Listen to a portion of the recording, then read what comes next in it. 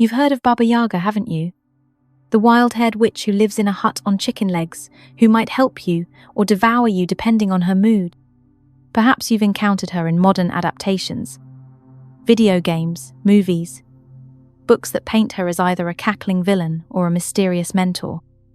But what if I told you that this seemingly whimsical figure from Russian folklore is actually a 5,000-year-old guardian of one of humanity's most primal fears? What if Baba Yaga isn't just a witch at all, but something far more ancient, a keeper of the boundary between life and death itself? By the end of this exploration, you'll never look at those chicken legs the same way again. Welcome back, Darklings. Today, we're venturing into the twisted roots of one of folklore's most enigmatic figures, a character you think you know, but whose true nature has been buried beneath centuries of sanitized fairy tales and children's stories. Let's start with the familiar tale, the version most of us grew up with. In traditional Russian folklore, Baba Yaga appears as a fearsome witch dwelling deep in the forest. Her home is no ordinary cottage. It's a hut that stands on enormous chicken legs, constantly moving, turning, scratching at the earth. The windows glow like eyes, and the fence surrounding it is made of human bones topped with skulls that light up the darkness. When heroes seek her out, usually young women on impossible quests, they must approach carefully. The hut spins wildly until they speak the magic words, little hut, turn your back to the forest and your front to me. Only then will the dwelling settle, revealing a door. Baba Yaga herself defies easy categorization. Sometimes she appears as a hideous crone with iron teeth, wild hair streaming behind her as she flies through the sky in a mortar, steering with a pestle, sweeping away her tracks with a broom. Other times, she's described as so tall her head scrapes the ceiling, with legs like tree trunks and a nose that pierces the roof. But here's where it gets interesting. Baba Yaga isn't consistently evil. In some stories, she tests heroes and rewards the pure of heart with magical gifts. In others, she's a helper who provides crucial information or tools needed to complete an impossible task. And yes, sometimes she tries to cook and eat visitors, particularly children. She's a figure of absolute moral ambiguity, operating by rules that seem to make no sense to our modern minds. The stories typically end with the hero either escaping her clutches through cleverness or earning her assistance through proper behavior and respect. She gives riddles, demands tasks, and always seems to know more than she lets on about the nature of the world itself. This is the Baba Yaga most people know, a colourful, somewhat nonsensical witch from Russian fairy tales. But here's the thing. This familiar version is like looking at the tip of an iceberg. The bulk of what Baba Yaga truly represents lies hidden beneath the surface in the dark waters of prehistoric belief. And it all starts with those seemingly innocent chicken legs. Let's start with that hut on chicken legs, because this seemingly whimsical detail unlocks everything. At first glance, it appears to be pure fantasy, the kind of magical nonsense that makes fairy tales charming. But when you dig into the archaeological record of prehistoric Slavic cultures, something extraordinary emerges.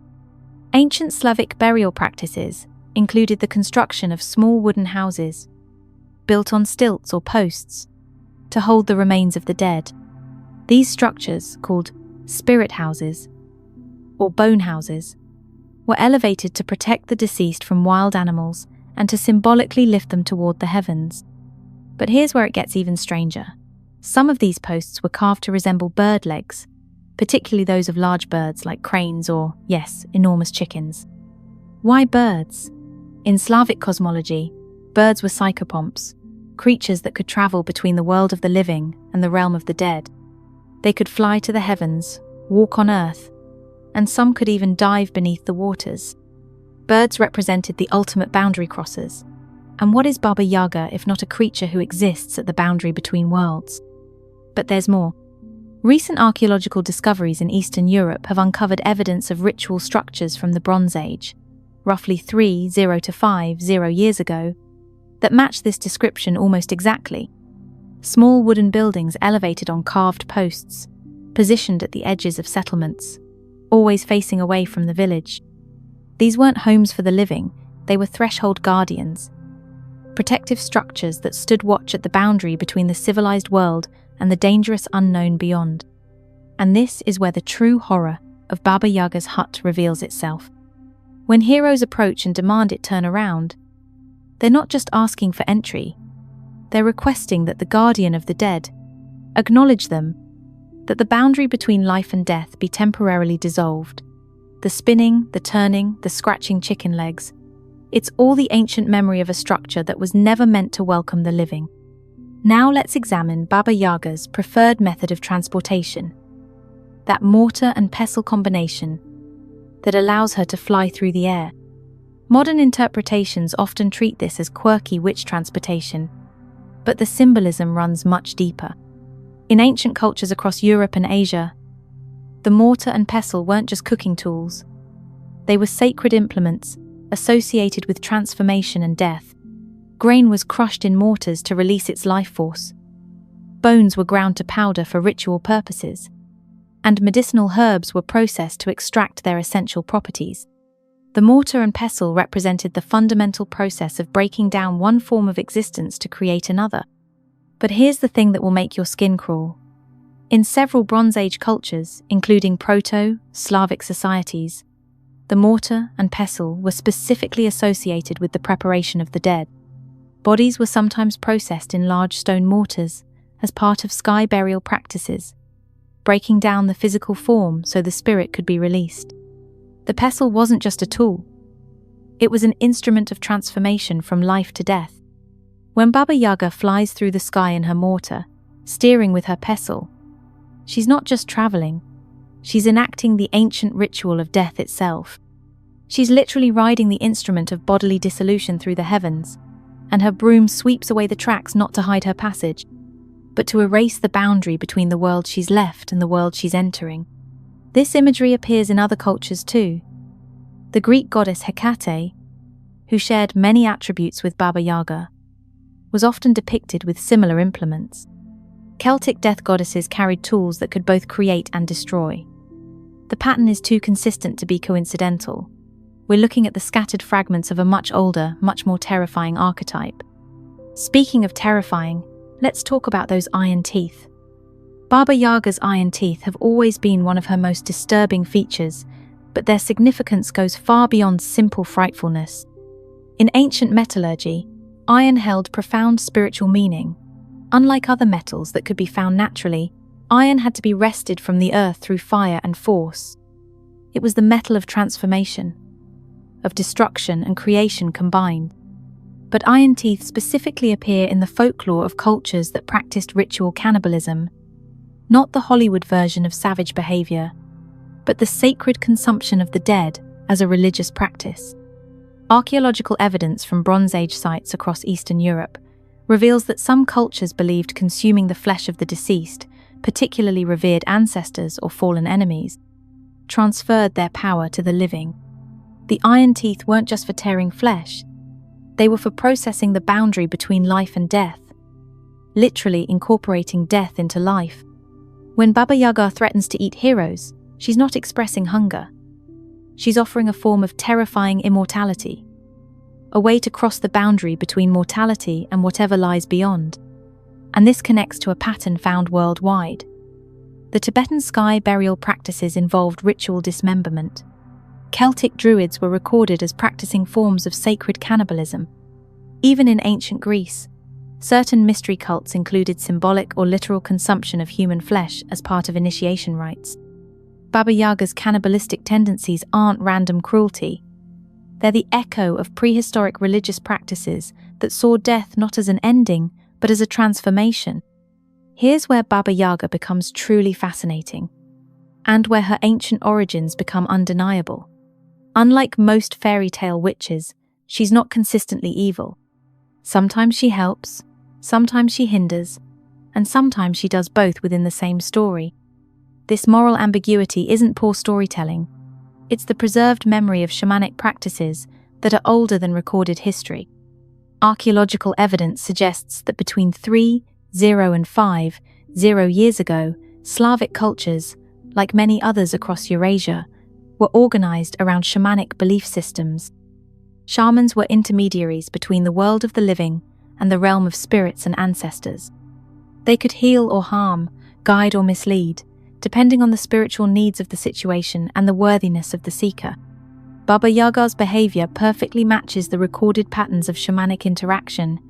She tests heroes, not out of malice, but to determine their spiritual readiness for the knowledge or power they seek. Her riddles and impossible tasks mirror the initiatory challenges found in shamanic traditions worldwide. Her gifts, when she chooses to give them, are always precisely what the hero needs, suggesting a deep understanding of cosmic balance and necessity. But here's the most chilling part. Shamans were often described as having one foot in the world of the living and one foot in the world of the dead. They were boundary dwellers, able to access both realms but never fully belonging to either. This liminal existence required them to embody the terrifying aspects of death alongside the nurturing aspects of life. Baba Yaga, with her death-associated imagery and her unexpectedly helpful nature, represents the preserved memory of these ancient spiritual practitioners. She's what shamans look like to people who no longer understood the full context of their role. Terrifying, powerful, morally ambiguous figures who could grant unimaginable gifts or inflict horrible punishments depending on factors that seemed arbitrary to outsiders. The more you examine Baba Yaga's characteristics, the more you realize she's not unique to Slavic culture. She's part of a worldwide pattern of similar figures that appear across cultures that had no contact with each other, which suggests we're looking at something far more ancient than the development of distinct civilizations. Consider Hecate from Greek mythology, a goddess associated with crossroads, death, and magic, who could appear as a crone, a mature woman, or a maiden depending on the needs of the moment. Like Baba Yaga, she was both helpful and terrifying, both creator and destroyer. Her sacred animals included dogs and red mullet, creatures associated with the boundary between land and sea, life and death. Or examine the Celtic figure of the Morrigan, who appeared as both a crow and a crone, who could prophesy death or grant victory in battle, who existed at the boundaries between war and peace, life and death. Like Baba Yaga, she was feared and respected in equal measure, consulted by heroes but never fully trusted. In Norse mythology, the goddess Hel ruled over the realm of the dead and was described as half-living, half-corpse, another boundary dweller who determined the fates of those who entered her domain. The Scandinavian vulva, or seeresses, were described in terms remarkably similar to Baba Yaga, ancient women who lived apart from society, who possessed dangerous knowledge, who could help or curse depending on how they were approached. Even in cultures with no European contact, similar figures emerge. The Tibetan Dakini, female spirits who could appear as wise teachers or terrifying demons. The Japanese Yama-uba, mountain crones who tested travelers and either rewarded or punished them based on their character. Aboriginal Australian cultures have similar boundary-dwelling female spirits who guard the passages between the world of the living and the dreamtime. The pattern is too consistent to be coincidental. These figures represent the preserved memory of a prehistoric understanding of death and spirituality that existed before the development of organized religions, before the rise of patriarchal societies that pushed feminine spiritual power to the margins. Recent archaeological discoveries have provided stunning confirmation of Baba Yaga's ancient origins. In 2019, excavations at the Bronze Age site of Novgorod in Russia uncovered a ritual complex that seems designed specifically for the kind of boundary crossing activities associated with Baba Yaga. The site included elevated wooden structures on carved posts, positioned at the edge of the settlement and facing away from the village. Inside these structures, archaeologists found evidence of ritual food preparation, including large stone mortars and pestles stained with both plant and animal remains. Most tellingly, they discovered iron implements that appear to have been designed for ritual dismemberment, along with human remains that showed evidence of careful, ceremonial processing. But the most striking discovery was a series of bone carvings depicting female figures with bird-like features, found in association with what appears to be shamanic burial goods. These figures were clearly meant to represent spiritual practitioners who could assume bird forms, exactly like Baba Yaga's ability to transform and travel between worlds. Carbon dating places this site at approximately 200 years old, but the ritual practices it represents likely extend much further back. Similar sites have been discovered across Eastern Europe, suggesting that the Proto-Slavic cultures preserved these practices for centuries before they were eventually transformed into the folklore we know today. Even more fascinating, genetic analysis of the human remains found at these sites reveals something unexpected. Many show evidence of ritual scarification and dental modification that would have given the practitioners an extremely frightening appearance. Iron caps over teeth, deliberate scarring of the face and hands, and evidence of ritual piercing all point to spiritual practitioners who deliberately cultivated a terrifying appearance as part of their role as boundary guardians. This archaeological evidence transforms our understanding of Baba Yaga from folklore character to cultural memory. She's not a creation of imagination. She's the preserved echo of real people who performed real, terrifying, necessary spiritual functions in prehistoric societies. Understanding Baba Yaga's true origins forces us to confront an uncomfortable truth about modern society's relationship with death and the feminine divine.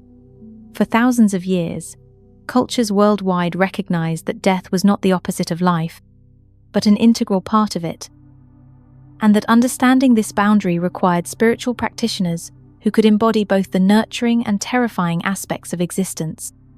These practitioners were overwhelmingly female, not because of gender stereotypes, but because women's biological relationship with birth and blood gave them a natural connection to the cycles of life and death. The archaeological evidence suggests that these female spiritual leaders were among the most powerful figures in their societies, consulted by warriors and rulers, feared and respected across all social classes. But as patriarchal organized religions developed, these powerful feminine figures were systematically marginalized, transformed from revered spiritual leaders into frightening folklore characters.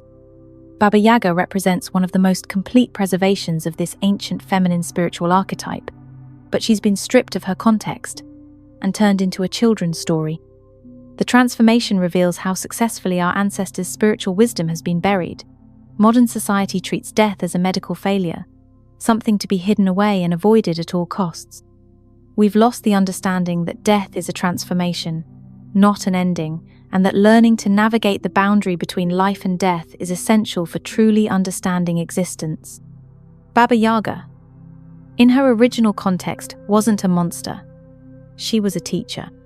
Her terrifying appearance and ambiguous morality weren't arbitrary. They were necessary tools for helping people confront their deepest fears about mortality and transformation. She forced heroes to prove they were ready for the knowledge she could provide, because that knowledge, the truth about death and what lies beyond, was too dangerous for those who weren't spiritually prepared. So the next time you encounter Baba Yaga in a story, a game or a movie, remember what you're really looking at. Those chicken legs aren't whimsical. They're the ancient memory of structures built to honor the dead. That mortar and pestle isn't quirky transportation. It's the sacred tool of transformation between life and death. Those iron teeth aren't just frightening. They're the preserved symbol of spiritual practices that acknowledge death as part of life's sacred cycle. Baba Yaga is a 50-year-old reminder that our ancestors understood something about death and spirituality that we've forgotten in our modern rush to sanitize and medicalize mortality. She represents a time when the boundary between life and death was acknowledged as permeable, when death was seen as a transformation rather than a failure, and when feminine spiritual power was recognized as essential for navigating these profound mysteries. But perhaps most importantly, Baba Yaga reminds us that the most important truths are often the most terrifying ones. She appears frightening not because she's evil, but because confronting the reality of death and transformation requires courage that most of us lack. She offers her gifts only to those brave enough to approach her honestly, to acknowledge their mortality, and to accept that some knowledge comes with a price. The question she leaves us with is this: in our modern world, where death has been pushed to the margins and feminine spiritual wisdom has been all but erased, what have we lost? And perhaps more importantly, what would we need to sacrifice to get it back? After all, darklings, the chicken legs are still scratching at the earth. The mortar still flies through the night sky, and somewhere in the deep forests of our collective unconscious, Baba Yaga is still waiting for heroes brave enough to ask her hut to turn around and face them. The question is, are you ready for what she might reveal?